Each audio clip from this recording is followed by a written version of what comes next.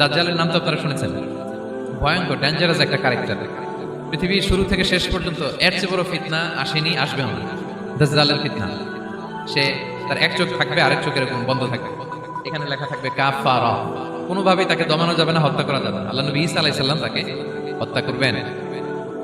তো যে ব্যক্তি সূরা কাহাফ তেলাওয়াত করবে, সূরা কাহাফের প্রথম 10 আয়াত বিশেষ করে মুখস্থ রাখবে, আল্লাহ তাআলা উসিমা মিন ফিতনাতিদ দাজ্জাল, দাজ্জালের ফিতনা থেকে তাকে বাঁচাবেন।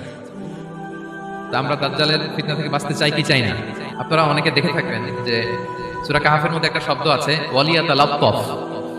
যারা কোরআন পড়েছেন দেখে থাকবেন, না দেখলে আজকে পাঠায় যে দেখবেন, একটা শব্দ আছে ওয়ালিয়াতালাত্তাফ। দেখবেন কোরআনের মধ্যে এই শব্দটা বোল্ড করা, মোটা কালি দিয়ে লেখা, বোল্ড।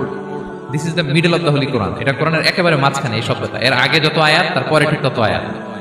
সুবহানাল্লাহি ওয়া বিহামদিহি। This is the middle of the holy Quran, এবং এটা সূরা কাহাফের মধ্যে আছে ওয়ালিয়াতালাত্তাফ শব্দটা আপনারা দেখবেন। তখন সাহাবীদের উপর, মুসলিম সাহাবাদের উপর কঠিন অত্যাচার চলতেছিল, ভয়ঙ্কর ধরনের অত্যাচার। তো এই সূরাটা নাযিল করে আল্লাহ তাআলা আমাদেরকে সান্ত্বনা দিলেন এবং বুঝাতে চাইলেন এই অত্যাচার, এই জুলুমের শিকার শুধু তোমরাই হচ্ছ না, এর আগেও হয়েছে অনেকে। 7 জন যুবক ছিল রোমান সাম্রাজ্যে, তারা তাদের ঈমান বাঁচানোর জন্য এরকম কষ্টের শিকার হয়েছিল, এবং তারা যে স্বপ্ন দেখেছিল সেই স্বপ্ন আল্লাহ তাআলা বাস্তবায়ন করেছেন। তো এই ঘটনাগুলো শুনিয়ে বেসিক্যালি মক্কার যে মুসলিম সাহাবারা, তাদেরকে আল্লাহ তাআলা সান্ত্বনা দিচ্ছিলেন যে ফ্রাস্ট্রেটেড হওয়ার কিছু নেই। ওয়ালা তাহিনু ওয়ালা তাহজানু ওয়া আনতুমুল আ'লাউনা ইন কুনতুম মুমিনিন। হতাশ হবে না, চিন্তিত হবে না, বিজয় তোমাদেরই হবে যদি তোমরা মুমিন হও, যদি তোমরা বিশ্বাসী হও, আমাদের ঈমানের দাবিতে যদি তোমরা সত্যবাদী হও। মক্কার কুরাইশরা কোনোভাবেই যখন রাসূল সাল্লাল্লাহু আলাইহি ওয়াসাল্লামকে দমাতে পারছিল না, তখন তারা প্ল্যান করলো যে আমরা মদিনাতে যে মদিনার ইহুদিদের কাছ থেকে কিছু জেনে আসি। কারণ মক্কাবাসীদের নবী, রাসূল, ওহী, আখিরাত এগুলোর ব্যাপারে কোনো ধারণা ছিল না। তো ফলে তারা কুরাইশরা নজর ইবনে হারিস এবং উকবা ইবনে আবি মুঈত এই দুইজনকে পাঠালো, তোমরা মদিনায় যাও, মদিনায় ইহুদিরা থাকে, ইহুদিদের কাছে তাওরাত নাজিল হয়েছিল, they have idea regarding prophets and আখিরাত, আখিরাত কি, নবী কি, এগুলোর আইডিয়া তাদের আছে। তো তাদের দুইজনকে পাঠালো যে তোমরা যে তাদের জিজ্ঞেস করো যে আমাদের জ্ঞাতি ভাইদের মধ্যে থেকে একজন তো নবী দাবি করে, সে কি আসলে নবী কিনা, আমরা কিভাবে বুঝবো? তো যেই চিন্তা সেই কাজ, তারা গেল মদিনাতে, মক্কা থেকে মদিনায়, যে খুলে বললো যে আমাদেরই এক ছেলে, আমাদেরই এক লোক বয়স 40 হওয়ার পর থেকে বলে আমি নবী, আমার কাছে ওহী আসে, আল্লাহ আমার কাছে বাণী পাঠায়, আর তিনি আমাকে বাণী বাহক করে পাঠিয়েছেন তোমাদের কাছে। এটা আসলে সত্য কিনা, আমরা একটু কনফিউশনে আছি। তো ইহুদিরা বলল তোমরা যে তাকে 3টি প্রশ্ন করবে, যদি উত্তর দিতে পারে বুঝবে সত্য নবী। 1 নম্বরে জিজ্ঞেস করবে যে মুহাম্মদ বলো তো আসহাবে কাহাফ কারা, আসহাবে কাহাফ সম্পর্কে তোমরা কি জানো? যে সূরাটার নাম সূরাতুল কাহাফ। কাহাফ মানে হচ্ছে কেই, গুহা, মানে গুহাবাসী। 7 জন যুবক এই গুহার ভিতরে আশ্রয় নিয়েছিল ঈমান বাঁচানোর জন্য। মুহাম্মদ তুমি যদি সত্য নবী হও বলো এই ঘটনাটা কি।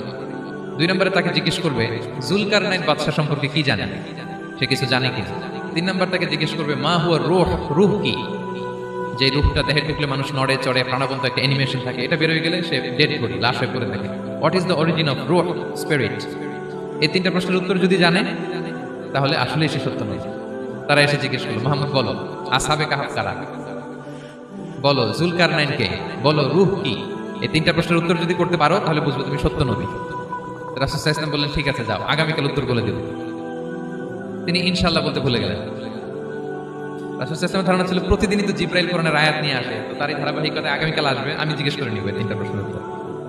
তারপরের দিন সবাই এসে হাজির, কিন্তু জিবরাইল আলাইহিস সালাম আসেনি। রাসূল সাল্লাল্লাহু আলাইহি ওয়াসাল্লাম একটু বিব্রতকর পরিস্থিতিতে বললেন। তারা বললো তুমি তো আজকে অ্যাপয়েন্টমেন্ট দিয়েছো, ডেট দিয়েছো, বলো উত্তর বলো। রাসূল সাল্লাল্লাহু আলাইহি ওয়াসাল্লাম বললো আজকে না, আগামীকাল বলে দিবেন। রাসূল সাল্লাল্লাহু আলাইহি ওয়াসাল্লাম ইনশাআল্লাহ কথাটা আর মনে করতে পারতেছেন না। এরপরের দিনও তারা এসে হাজির, কিন্তু রাসূল সাল্লাল্লাহু আলাইহি ওয়াসাল্লাম উত্তর দিতে পারতেছেন না। তারপরের দিন এভাবে পিছাচ্ছেন রাসূল সাল্লাল্লাহু আলাইহি ওয়াসাল্লাম, ডেট দিচ্ছেন না। এভাবে 1 দিন 2 দিন 3 দিন না, 15 দিন। কয়দিন? এদিকে তো এই প্রশ্নের উত্তর জানার জন্য এখন 1 জন 2 জন আসে না, দলে বলে কাফিররা আসে, কারণ রাসূল সাল্লাল্লাহু আলাইহি ওয়াসাল্লামকে এখানে অপমান করা যাচ্ছে, ছোট করা যাচ্ছে, হেয় করা যাচ্ছে। তারা এসে হাসাহাসি করে, আবু বকর, ওমর রাদিয়াল্লাহু আনহুকে বলে দেখো তোমরা না বলছো সত্য নবী, উনি সত্য নবী হলে তো প্রথম দিন উত্তর দিয়ে দিতে পারতো, পারে না কেন?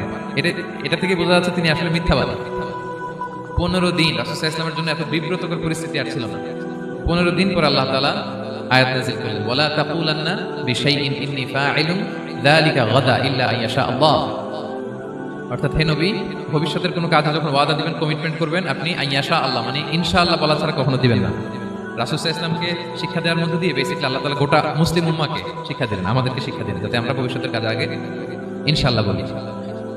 রাসূল সাল্লাল্লাহু আলাইহি ওয়াসাল্লাম লেসনটা পেলেন। এরপর আল্লাহ তাআলা উত্তর জানিয়ে দিলেন আম হাসিবাতা আন্না আসহাবাল কাহফি ওয়ার রহিম কানু মিন আয়াতিনা আজাবা। টানা 2 পৃষ্ঠা উত্তর দিলেন আসহাবুল কাহফ কারা। তাওরাত, জাবুর, ইনজিলে কোথাও এত বিস্তারিত উত্তর নাই আসহাবে কাহাফের ব্যাপারে। আল্লাহ তাআলা আল কাহাফ, সূরাতুল কাহাফ নামে গুহাবাসীদের নামে একটা সূরা দিলেন, বিস্তারিত 2 পৃষ্ঠায় বর্ণনা করলেন তারা কারা।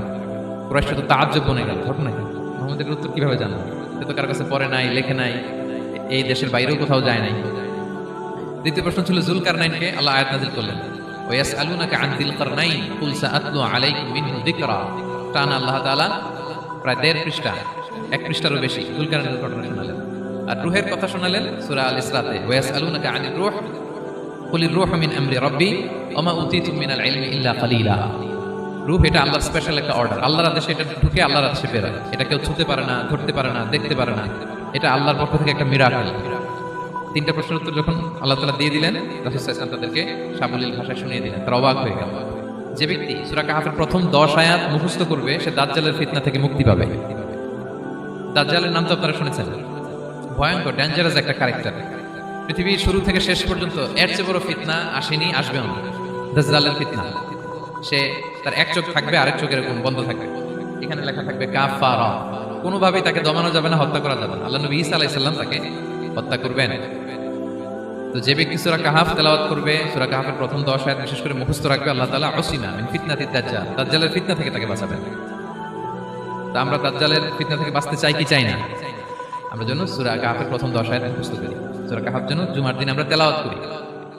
So now the question arises, what is the relationship of Suratul Kahf with Dajjal? দাজ্জালের সাথে সূরা কাহাফের রিলেশনটার কারণ কি?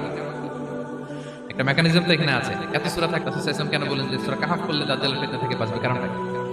এর কারণ হচ্ছে দাজ্জাল আমাদেরকে যে সমস্ত জিনিস দিয়ে ফিতনায় ফেলবে, ওই ফিতনাগুলোর সলিউশন আল্লাহ তাআলা সূরা কাহাফের ভিতরে রেখে দিয়েছেন।